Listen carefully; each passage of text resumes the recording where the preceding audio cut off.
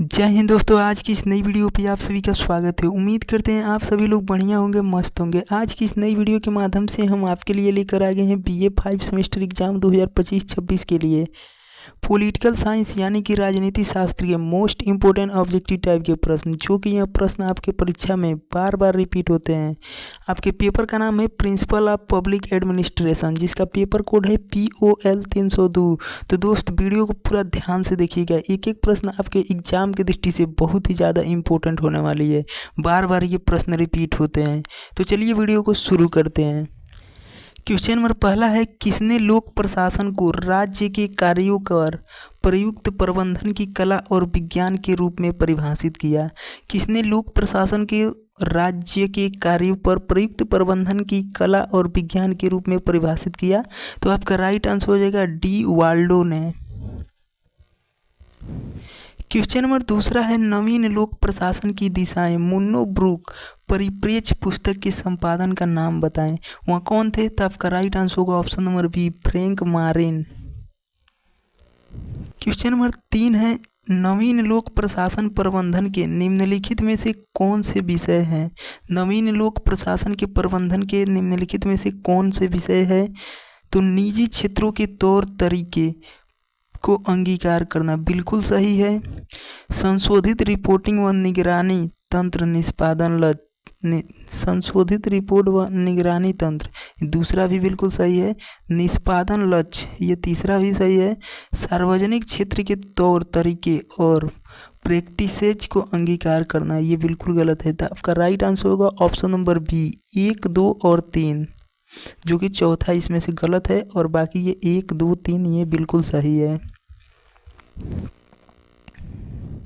Question number 4 है, निर्णय निर्माण सिद्धांत को क्रमवार व्यवस्थित करें। निर्णय निर्माण सिद्धांत को क्रमवार यानी कि क्रम से इसको व्यवस्थित करना है। तो आपको पहले पे आएगा समस्या की पहचान, समस्या की पहचान पहला पे है। उसके बाद आएगा सूचना हेतु खोज और तीसरे नंबर पर आएगा विकल्प का चयन और चौथे पर आएगा विकल्प की परिभाषा। तो आपका राइट आंसर होगा 2, 1, 3, 4। तो आपका राइट आंसर होगा ऑप्शन नंबर सी, 2, 1, 3, 4। इसको सही से आप देख लीजिएगा। क्वेश्चन नंबर 5 है, निम्नलिखित में से किसने नौकरशाही को महाद्वीपीय कंटक बनाया? किसने नौकरशाही को महाद्वीपीय कंटक बनाया? तो आपका राइट आंसर होगा option number B, Thomas Carlisle.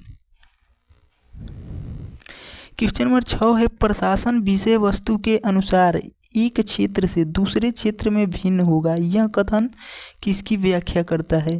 तो आपका राइट आंसर होगा ऑप्शन नंबर बी, प्रशासन का व्यापक दृष्टिकोण की व्याख्या करता है।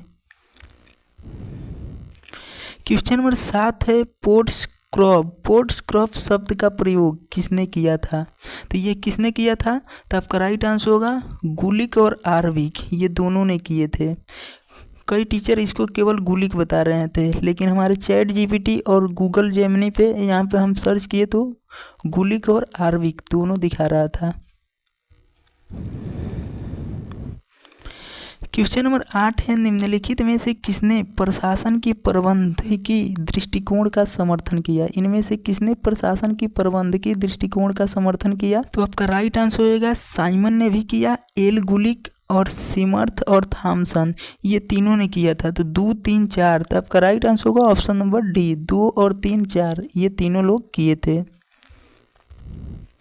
क्वेश्चन नंबर 9 है, प्रशासन का सरोकार कार्यों को करवाने से है परिभाषित उद्देश्यों की प्राप्ति के साथ यह कथन किसका है? तो आपका राइट आंसर होगा ऑप्शन नंबर सी, लूथर गुलिक का यह कथन है। क्वेश्चन नंबर 10 है, निम्न में से किन्होंने प्रशासन के समग्र दृष्टिकोण का समर्थन किया? वह कौन लोग थे जो प्रशासन के समस्त दृष्टिकोण का समर्थन किया? तो आपका राइट आंसर होगा LD वाइट, ये भी किए थे, और डिमाक, ये दोनों लोग 2 और 4 दोनों लोग किए थे। तो आपका राइट आंसर होगा ऑप्शन नंबर ए, 2 और 4। LD वाइट और डिमाक दोनों लोगों ने प्रशासन के समग्र दृष्टिकोण का समर्थन किया था। क्वेश्चन नंबर 11 है, किसने यह घोषणा की कि अगर हमारी सभ्यता असफल होती है तो यह मुख्य रूप से प्रशासन के पतन की वजह से होगा। यह कथन किनके द्वारा कहा गया था? तो आपका राइट आंसर होगा डॉन हैम के द्वारा यह कथन कहा गया था। क्वेश्चन नंबर 12 है, राज्य हर जगह है, यह मुश्किल से ही कोई खाली जगह छोड़ता है। यह कथन किस अवधारणा की व्याख्या करता है? तो आपका राइट आंसर हो गया कल्याणकारी राज्य की व्याख्या करता है। क्वेश्चन नंबर 13 है, सभी उपक्रमों को योजना, संगठन, निर्देशन, समन्वय और नियंत्रण की ज़रूरत होती है और सही ढंग से काम करने के लिए सभी को सामान्य सिद्धांतों का पालन करना चाहिए। यह कथन किनके द्वारा दिया गया है? तो आपका राइट आंसर हो जाएगा option number C, Henri Fayol का यह कथन है। क्वेश्चन नंबर 14 है, निम्न में से कौन से प्रशासनिक चिंतक लोक और निजी प्रशासनों में भेदभाव नहीं करते? वह कौन से प्रशासनिक चिंतक थे जिन्होंने लोक और निजी प्रशासन में भेदभाव नहीं की? तो हेनरी फेयोल, इन्होंने भी लोक और निजी प्रशासन में भेदभाव नहीं की। और एल आर्विक, इन्होंने भी लोक प्रशासन और निजी में भेदभाव नहीं की। और ये तीसरे नंबर पर है MP फॉलेट, इन्होंने भी लोक प्रशासन और निजी प्रशासन में भेदभाव नहीं की, बल्कि ये साइमन लोक प्रशासन और भेदभाव से संबंधित नहीं है। तो आपका उत्तर हो जाएगा ऑप्शन नंबर डी, 1, 2 और 4, 1, 2, 4 सही आंसर हो जाएगा। क्वेश्चन नंबर 15 है, हमारे सामने अब कोई प्रशासनिक विज्ञान नहीं है, बल्कि एक ही है जो लोक और निजी दोनों ही मामलों पर समान रूप से लागू होता है। यह कथन किनका है? तो आपका राइट आंसर हो जाएगा हेनरी फेयोल का कथन है। क्वेश्चन नंबर 16 है, निम्न में से किन प्रशासनिक चिंतकों ने लोक व निजी प्रशासन में भेदभाव का समर्थन किया? तो किसने किया था? पॉल एच एप्पलबी और सर जोसिया इंस्टेप और हर्बर्ट साइमन, इन तीनों लोगों ने भेदभाव का समर्थन किया, जो कि MP फॉलेट भेदभाव का समर्थन नहीं किए। तो आपका राइट आंसर होगा 1, 3, 4। तो आपका राइट आंसर हो जाएगा option number C, 1, 3, 4। Question number 17 है, राजनीति का नाता राज्य की इच्छा की अभिव्यक्ति से है, जबकि लोक प्रशासन का सरोकार इन नीतियों को लागू करने से है। यह कथन किसका है? तो आपका राइट आंसर होगा option number C, Woodrow Wilson का कथन है। क्वेश्चन नंबर 18 है, किसने कहा था कि नौकरशाही वहीं रह सकती है जहां राज्य की समूची सेवा इसके प्रमुख रैंक और फाइल जानता है कि समन्वय राजनीति जीवन से हटा दी जाए। यह कथन किसका है? तो आपका राइट आंसर होगा मैक्स वेबर की यह कथन है। क्वेश्चन नंबर 19 है, राजनीति प्रशासन द्विभाजन एक भटकाने वाला विभेद हो जो सिद्धांतकारों और लागू करने वाले दोनों ही के नियम के समान रूप से एक अंधगमय, एक रूढ़ि बन गया है। यह कथन किसका है? तो आपका राइट आंसर हो जाएगा option number B, C. Jack Frederick का यह कथन है। क्वेश्चन नंबर 20 है, निम्न में से कौन सा जोड़ा गलत तरीके से मिलाया हुआ है? कौन सा जोड़ा गलत तरीके से मिलाया हुआ है? तो राजनीति और प्रशासन का प्रारंभ 1900 में हुआ था। लोक प्रशासन का सिद्धांत जो ये पुस्तक है, ये 1928 में नहीं 1927 में हुआ था। तो यही आपका गलत तरीके से मिलाया गया है। तो ऑप्शन बी आपका सही हो जाएगा। क्वेश्चन नंबर 21 है, लोक प्रशासन की निशानी है। लोक प्रशासन की निशानी क्या है इनमें से? तो आपका राइट आंसर हो जाएगा लोक उत्तरदायित्व, ऑप्शन बी सही होगा। क्वेश्चन नंबर 22 है, निम्न जोड़ों में कौन सा गलत तरीके से मिलाया हुआ है? इन जोड़ों में कौन सा गलत तरीके से मिलाया हुआ है? तो आपका राइट आंसर हो जाएगा विस्तृत समाज का आरोपण। ये गलत तरीके से मिलाया हुआ है, बाकी सब ये सही तरीके से मिलाया हुआ है। आप लोग ध्यान से देख लीजिएगा। क्वेश्चन नंबर 23 है, पद सोपान क्रम में संचार के सर से पांव तक की जिम्मेदारी निर्गमन स्तर में गुजरते हुए श्रेष्ठ अधीनस्थ संबंध को सार्वभौमिक रूप में लागू करना शामिल है। यह कथन किसका है? तो आपका राइट आंसर होगा एल.डी. वाइट का यह कथन है। दोस्त ये थोड़ा पेपर आप लोगों का बहुत ही हार्ड है, आप लोग ध्यान से पढ़ के जाइएगा। क्वेश्चन नंबर 24 है, निम्न में से किसने पदसोपान क्रम के अस्त्री प्रक्रिया कहा है? तो यह कथन किसकी है? तो आपका राइट आंसर होगा मुनि और रेली के द्वारा यह कहा गया है। क्वेश्चन नंबर 25 है, आदेश की एकता का सिद्धांत कहा है कि क्या कहा है कि? आपका राइट आंसर होगा किसी कर्मचारी को सिर्फ एक श्रेष्ठ ही आदेश प्राप्त होना चाहिए। एकता का सिद्धांत कहा है कि किसी कर्मचारी को सिर्फ एक श्रेष्ठ ही आदेश प्राप्त होना चाहिए। बिल्कुल राइट, सी होगा। क्वेश्चन नंबर 26 है, निम्न में से किसने सैन्य किस्म के फोरमैन की जगह निर्देशों में बहुमत का सुझाव दिया? यह सुझाव किसने दिया? तो आपका राइट आंसर हो जाएगा F.W. टेलर ने यह सुझाव दिया था।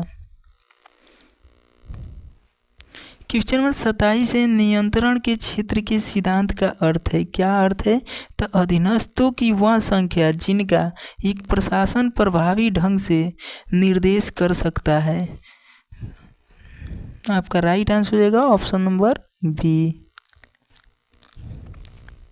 क्वेश्चन नंबर 28 है, लोक प्रशासन में प्राधिकार की अवधारणा के विषय में निम्न में से कौन से कथन सही है? लोक प्रशासन के प्राधिकार की अवधारणा के विषय में इनमें से कौन से कथन सही है? आपका ऑप्शन नंबर 1 है, यह कार्यालय संभालने वालों की विधि संगत व्यक्ति है। सही है। यह सार्वजनिक जीवन में प्रशासन की बुनियादी है। यह भी सही है। प्राधिकार और शांति समानार्थी है। ये समानार्थी नहीं है, बिल्कुल गलत है। यह कानून संगठित परंपरा और प्रजनयोजन से निकलता है। बिल्कुल सही है। तो आपका राइट आंसर होगा 1, 2 और 4। ये 1, 2, 4 बिल्कुल सही है। तो आपका राइट आंसर हो जाएगा ऑप्शन नंबर सी, 1, 2 और 4। क्वेश्चन नंबर 29 है, निम्न में से किसने कहा था कि सुचारू काम के लिए यह बेहद महत्वपूर्ण है कि प्राधिकार और जिम्मेदारी के सभी स्तर सहावसानी और समान है? यह कथन किसका है? तो आपका राइट आंसर हो जाएगा L.R.V. के यह कथन है। क्वेश्चन नंबर 30 है, निम्न में से किसने प्राधिकार को आदेश देने के अधिकार और आज्ञा पालन करवाने की शक्ति के रूप में परिभाषित किया? यह परिभाषित किसने किया? तो आपका राइट आंसर होगा हेनरी फेवल के द्वारा किया गया। क्वेश्चन नंबर 31 है, किसी प्रशासनिक संगठन में समन्वय आवश्यक होती है ताकि पहला है कर्मचारियों के काम में टकराव और दोहराव से बचा जा सके। बिल्कुल सही है। संगठन के लक्ष्यों का प्रभावी तरीके को पूरा किया जा सके। ये भी सही है। तीसरा, काम के एक पहलू पर ध्यान केंद्रित किया जा सके। बिल्कुल गलत है। और चौथा है साम्राज्य निर्माण की बढ़ती प्रवृत्ति पर काबू पाया जा सके। चौथा भी सही है। तो आपका आंसर हो जाएगा 1, 2 और 4। 1, 2, 4। तो ऑप्शन देख लेते हैं। आपका राइट आंसर होगा ऑप्शन नंबर डी, 1, 2 और 4। ये बिल्कुल सही है। क्वेश्चन नंबर 32 है, समन्वय संगठन का पहला सिद्धांत किसने कहा था? समन्वय संगठन का पहला सिद्धांत किनके द्वारा किया गया था? तो आपका राइट आंसर होगा महोदय मुनि के द्वारा किया गया था।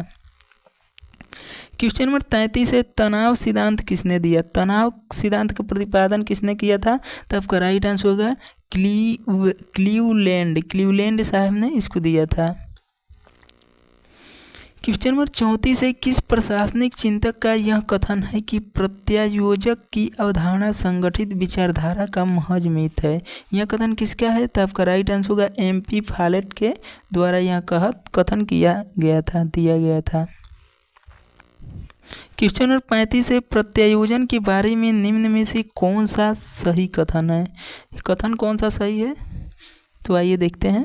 पहला है, यह किसी अधीनस्थ को यह अधिकार देता है कि किसी खास तरीके में वह स्वतंत्र रूप से काम कर सके। बिल्कुल सही है। इसका अर्थ अंतिम प्राधिकार का स्थानांतरण नहीं है। ये भी सही है। इसका एक वैध चरित्र है क्योंकि दोनों के पास एक प्राधिकार है। ये भी सही है।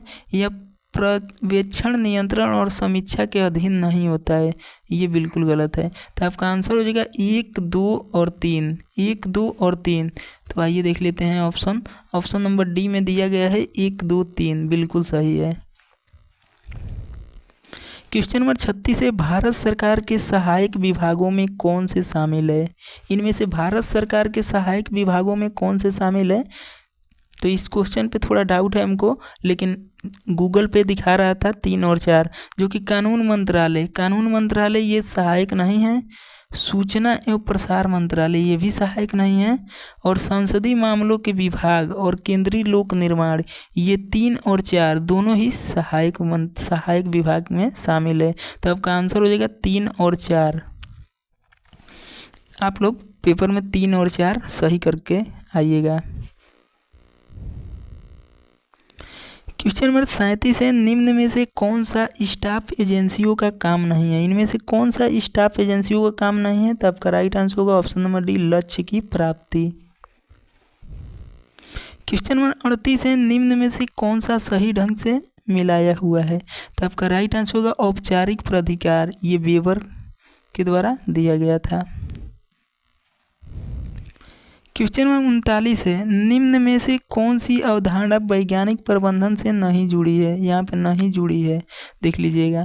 तो कौन सी अवधारणा वैज्ञानिक प्रबंधन से नहीं जुड़ी है? तो आपका राइट आंसर हो जाएगा आदेश की एकता और अंगूठे का नियम, ये दोनों अवधारणा नहीं जुड़ी है, बाकी सब ये अवधारणा उनसे जुड़ी है। तो आपका राइट आंसर होगा ऑप्शन नंबर 2 और 3। क्वेश्चन नंबर 40 है, टेलर द्वारा दिए गए प्रयासों का प्रयोजन था, क्या था? तो आपका राइट आंसर होगा विशेष कार्यों को पूरा करने का सर्वश्रेष्ठ तरीके को खोजना। तो आपका राइट आंसर होगा option number C. Question number 41 है, मानव संबंध सिद्धांत किस पर जोर देती है? मानव संबंध सिद्धांत किस पर जोर देती है? तो व्यक्ति पे, प्रेरणा पर और अनौपचारिक समूह पर, इन तीनों पर जोर देती है। तो आपका राइट आंसर होगा ऑप्शन नंबर बी, 1, 2 और 3। क्वेश्चन नंबर 42 है, टेलर की कृत्यात्मक निर्देश की अवधारणा किस ओर ले जाती है? तो किस ओर ले जाती है? तो बहुल निर्देश, विशिष्टीकरण और निर्देश की एकता। तो आपका राइट आंसर होगा 2, 3 और 4, ऑप्शन नंबर सी सही होगा।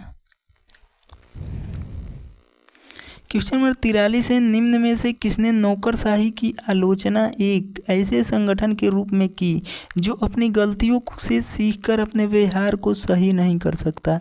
यह कथन किसका है? तो आपका राइट आंसर होगा एम क्रोजिर का यह कथन है।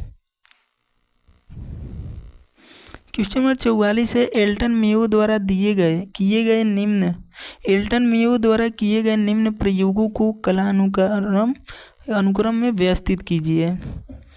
तो सबसे पहले आएगा टेक्सटाइल मेल प्रयोग, एक पर आएगा टेक्सटाइल मेल प्रयोग, और दूसरे पर आएगा प्रकाश का प्रयोग, और तीसरे पर आएगा व्यापक साक्षात्कार। तो तीसरे पर चौथा नंबर आ जाएगा व्यापक साक्षात्कार, और चौथे पर आएगा बैंक वायरिंग प्रयोग। तो ये 4 नंबर पे आएगा। तो आप लोग मिला लीजिएगा, ऑप्शन नंबर बी सही है इसका। क्वेश्चन नंबर 45 है, व्यवहारवादी उपागम ने किस बात पर ध्यान केंद्रित किया? व्यवहारवादी उपागम किस बात पर ध्यान केंद्रित किया? तो संगठनों में व्यक्तियों और समूहों का वास्तविक व्यवहार पर केंद्रित किया। क्वेश्चन नंबर 46 है, अनौपचारिक संगठन क्या होता है? अनौपचारिक संगठन क्या होता है? तो लागू नहीं होता है, भावनात्मक होता है, व्यक्तिगत होता है, और परंपरागत होता है, और अलिखित होता है, और ये तार्किक नहीं होता है। तो ये लागू और तार्किक नहीं होता है, बाकी ये सभी होता है। तो आपका राइट आंसर हो जाएगा option number C. Question number 47 है, निम्न में से कौन सा बजट निर्माण का सिद्धांत नहीं है? इनमें से कौन सा बजट निर्माण का सिद्धांत नहीं है? तो कौन सा नहीं है? तो आपका राइट आंसर होगा ऑप्शन नंबर बी, बजट शुद्ध होना चाहिए, सकल नहीं। बजट क्या होना चाहिए? शुद्ध होना चाहिए, सकल नहीं होना चाहिए। क्वेश्चन नंबर 48 है, बजट अधिनियम के निम्नलिखित चरणों को सही क्रम में रखिए। बजट अधिनियम को सही क्रम में रखिए, तो क्या सही क्रम इसका होगा? तो पहले नंबर पे आएगा विधायिका में प्रस्तुतिकरण, और दूसरे नंबर पे आएगा आम बजट, और तीसरे नंबर पे आएगा अनुमान की मांग पर मतदान, और चौथे नंबर पे आएगा विनिमय विधेयक। क्या है? विनिमय विधेयक। और पाँचवें नंबर पे आएगा वित्त विधेयक। तो आपका राइट आंसर होगा ऑप्शन नंबर बी, 5 1 4 2 3। 5 1 4 2 3। 5 1 4 2 3। तो आपका सही आंसर होगा option number B. Question number 19 है, निम्नलिखित में से इनमें से कौन सा कथन सही है? इनमें से कौन सा कथन सही है? तो आपका राइट आंसर होगा ऑप्शन नंबर बी, 3 4 और 5। 3 4 और 5 में क्या दिया है? 3 में दिया है संसद कर समाप्त कर सकती है। संसद कर समाप्त कर सकती है। चौथा में क्या है? संसद कर बढ़ा नहीं सकती। संसद कभी भी कर नहीं बढ़ा सकती। और पाँचवा है संसद कर घटा सकती है। संसद कर घटा सकती है। तो आपका राइट आंसर होगा 3 4 5। क्वेश्चन नंबर 50 है, भारत की संचित निधि पर पर्याप्त खर्च के संबंध में निम्न में से कौन सा कथन सही है? तो कौन सा कथन सही है? तो आइए देख लेते हैं। इसमें आपका राइट आंसर होगा 2 और 5। 2 और 5, ऑप्शन नंबर सी, 2 और 5। 2 और 5 में क्या है? 2 और 5 में यह संसद में बहस का विषय है। संसद में मतदान की विषय है। संसद में मतदान की विषय नहीं है। इस पे बहस हो सकता है लेकिन मतदान नहीं हो सकता है। यह केवल लोकसभा में मतदान का विषय है, लोकसभा में नहीं होगा। यह संसद में चर्चा का विषय नहीं है। चर्चा का विषय है, संसद में चर्चा का विषय है, तो ये भी गलत है। इस पर संसद में मतदान नहीं हो सकते हैं, बिल्कुल सही है। संसद में मतदान नहीं हो सकते हैं लेकिन संसद में बहस हो सकते हैं, तो इसलिए 2 और 5 दोनों सही है, बाकी सभी गलत है। तो उम्मीद करते हैं दोस्तों ये छोटी सी वीडियो आप सभी को पसंद आया होगा। अगर वीडियो पसंद आए तो वीडियो को लाइक कीजिए और अपने दोस्तों में शेयर कीजिए, और चैनल पर पहली बार जुड़े हैं चैनल को भी सब्सक्राइब करके बेल आइकन को प्रेस कर लीजिए, ताकि जब भी मैं BS रिलेटेड आपके लिए वीडियो लेके आऊँ तो सबसे पहले नोटिफिकेशन आपको मिले। नीचे कमेंट बॉक्स में कमेंट जरूर कीजिएगा कि आपको अगली वीडियो कौन सी टॉपिक पर चाहिए, तो हम उस टॉपिक पर आपके लिए वीडियो लेकर आएंगे। तो मिलते हैं फ्रेंड्स नेक्स्ट वीडियो में, तब तक के लिए जय हिंद।